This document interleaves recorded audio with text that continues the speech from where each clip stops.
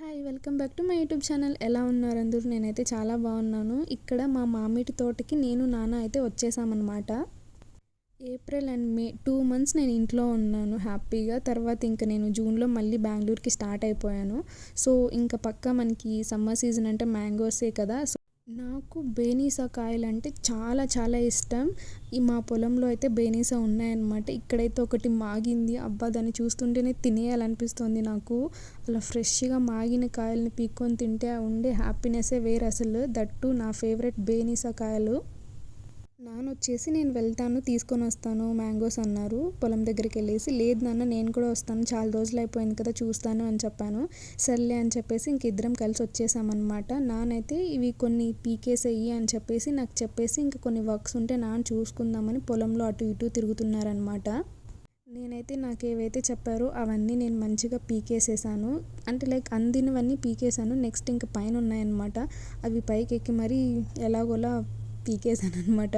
మా నాన్న జస్ట్ బాగా మాగుతున్నాయి లేకపోతే మాగిపోయాయి అలాంటివి మాత్రమే పీకేసేయి, మిగతాటివన్నీ వదిలేసేయి అని చెప్పాడు. నేను మాత్రం అన్నీ పీకేసాననమాట చెప్పాడు కదా అని చెప్పి.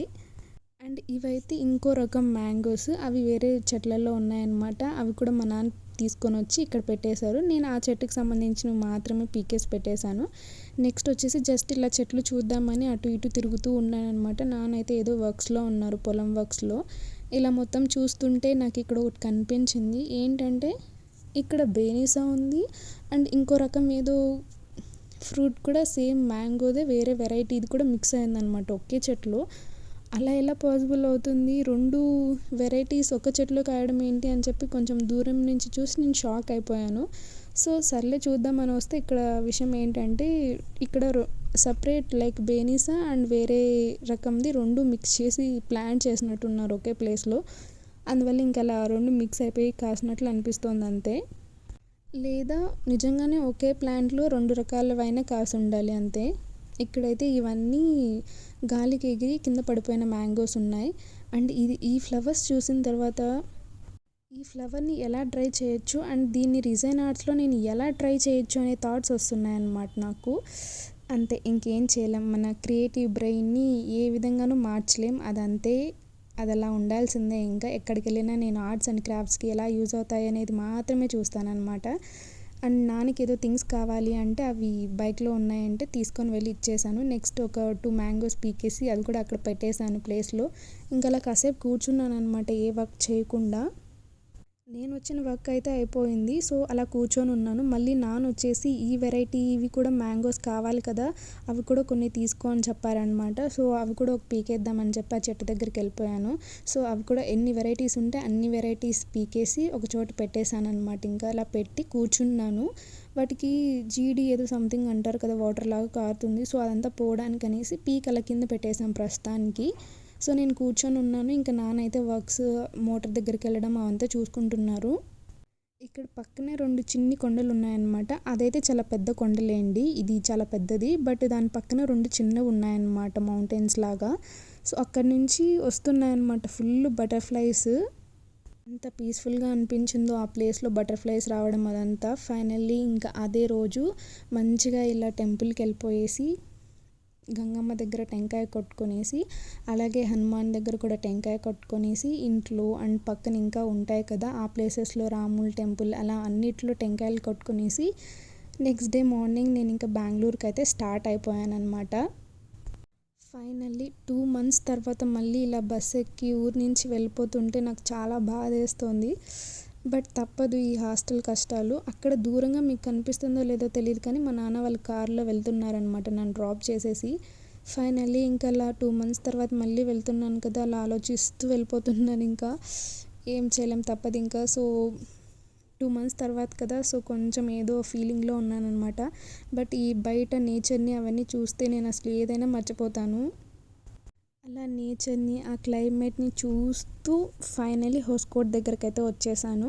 ఇక్కడ హోస్కోట్ దగ్గర ఏంటంటే ఫస్ట్ ప్రీవియస్గా నేను ఇంతకుముందు ఉన్నప్పుడైతే ఇక్కడే దిగేసి హోఫామ్కి వెళ్ళిపోయేదాన్ని మా పీజీ దగ్గరికి. ఇప్పుడు అలా కాదు, మెజెస్టిక్ దగ్గరికి నేను వెళ్ళాల్సిందే నేను అనుకున్న ప్లేస్కి వెళ్ళాలంటే. అసలు నాకు తెలియలేదు, ఈ హోస్కోట్ హైవే అనేది చూడంగానే ఏదో పులిబోన్లోకి వెళ్తున్న ఫీలింగ్ వచ్చిందనమాట నాకు ఆ టైంలో. అండ్ అండ్ మా ఊరు బస్సే కాబట్టి నాకు తెలిసిన అంకులే అనమాట డ్రైవరు. సో ఇక్కడ ఆపేయండి అని చెప్పాను. ట్రాఫిక్ ఏం లేదు. నా లగేజ్ మొత్తం మంచిగా ఇది మామిడికాయ, ఆ బ్యాగ్ అవన్నీ దించేసుకునేసి నేను మళ్ళీ బుక్ చేసుకొని వెళ్ళిపోవచ్చులే ఆటో అని అనుకొని నేను ఇంకలా అక్కడ ఆపేయండి అంకుల్ అని చెప్పాననమాట. ఇది స్టాప్ ఏంటంటే ఎంజీ రోడ్ దగ్గర నేను దిగాలి. బట్ కొంచెం ముందుకే వచ్చేసాను నేను ఇంకా. ఏంటో ఆ ఏరియా అవన్నీ నాకేం తెలీదు. బేసిక్గా మెట్రోలో వెళ్ళిందే కానీ నేను ఎప్పుడు రోడ్ సైడ్ అలా బస్ అదేమీ ఎప్పుడూ ఎక్కలేదనమాట. సో నాకు తెలీదు. ఫైనల్లీ ఇంక ఎంజీ రోడ్ ఆ సరౌండింగ్స్లో ఎక్కడో నేను దిగేసాను ఆపేయండి అంకుల్ అని చెప్పేసి. సో అక్కడ దిగేసి ఆటో బుక్ చేసుకొని ఫైనల్లీ అక్క వాళ్ళ ఇంటికైతే వచ్చేసాను. ఆ రోజు నేను అక్క వాళ్ళ ఇంటికి వచ్చేసరికి 4 or 3:30 అలా అయిపోయిందనమాట. తినేసి తర్వాత కాసేపు అలా మాట్లాడుకున్నాం. అవి ఇవి థింగ్స్ ఉండే కదా, ఇంకా అవన్నీ చెప్పుకుంటా అట్లా. తర్వాత ఒక ప్లేస్ ఉంది మంచిగా పార్క్ లాగా, వాకింగ్ ఉంది అండ్ పెద్ద వాటర్ ఉంటుంది, చెరువులాగా ఉందన్నమాట. పోదామని చెప్పి మా అక్క తీసుకొని వచ్చిందనమాట నన్ను ఈవినింగ్ ఇక్కడికి. ఇక్కడ ఈ చెరువు చూసిన తర్వాత వామ్మో అనిపించింది నాకు. బికాజ్ అసలు పెద్దగా ఉందన్నమాట ఎలక్ట్రానిక్ సిటీలో. నేను వచ్చిన ప్లేస్ ఇప్పుడైతే ఎలక్ట్రానిక్ సిటీ. చాలా అంటే చాలా పెద్దగా ఉంది ఇది లేక్. అసలు ఆ సరౌండింగ్లో అంతా చాలామంది నడుచుకుంటూ మాట్లాడుకుంటూ చిల్డ్రన్, వైఫ్ అండ్ హస్బెండ్, ఇంకా పిల్లలు మంచిగా ఆడుకుంటూ చాలా బాగుండిందనమాట ఆ రోజు. నెక్స్ట్ నేను అక్క వాళ్ళ ఇంటికి వచ్చి ఒక 2 days అలా అయిపోయింది. ఆ 2 daysలో నేనేం రికార్డ్ చేయలేదు. జస్ట్ నార్మల్గా ఉన్నాను నా వర్క్స్ చూసుకుంటూ నేను ఇంకా. నెక్స్ట్ ఇక్కడైతే నేను తెచ్చిన మ్యాంగోస్ అన్నీ ఇవే అనమాట. కొన్ని ఆల్రెడీ తినేసాంలేండి మేము. ఇవైతే ఇంకొన్ని మాగినవి. ఇలా ఓపెన్ చేసి ఇంకేవైనా మాగినేటివి ఉంటే అవి పక్కన పెట్టేసి మళ్ళీ అలా సంచిపట్టు వేసేస్తూ వచ్చామన్నమాట. బికాజ్ అలా డార్క్ ప్లేస్లో ఉంటేనే అవి బాగా మాగిపోతాయి అన్నమాట న్యాచురల్గా. పెస్టిసైడ్స్ అలా ఏం యూజ్ చేయాల్సిన అవసరం లేదు. దాని తర్వాత ఒక 4 to 5 hours అలా మ్యాంగోస్ని వాటర్లో పెట్టేసి తర్వాత తినేవాళ్ళం. నెక్స్ట్ ఒక 2 days నేను అక్క ఆ ఏరియాలో ఉన్న పీజీలన్నీ వెతికేసాం.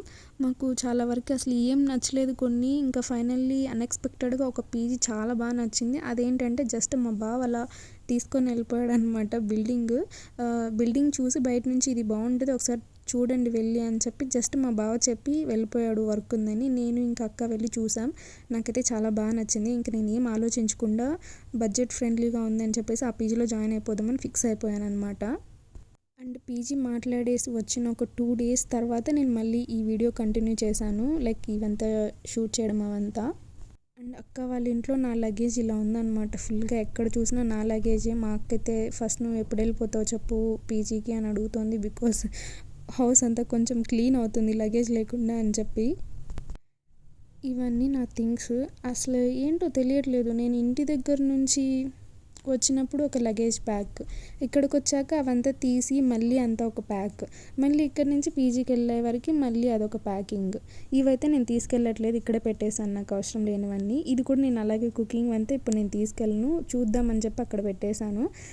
ఫైనల్లీ ఇలా ఒక లగేజ్ ప్యాక్ చేసుకొని నేను ఇంకా పీజీ దగ్గరికి అయితే వెళ్ళిపోబోతున్నాను. మా బావ వచ్చి పక్కనే అనమాట మా అక్క వాళ్ళ ఇంటికి దగ్గరలోనే పీజీ ఉంది.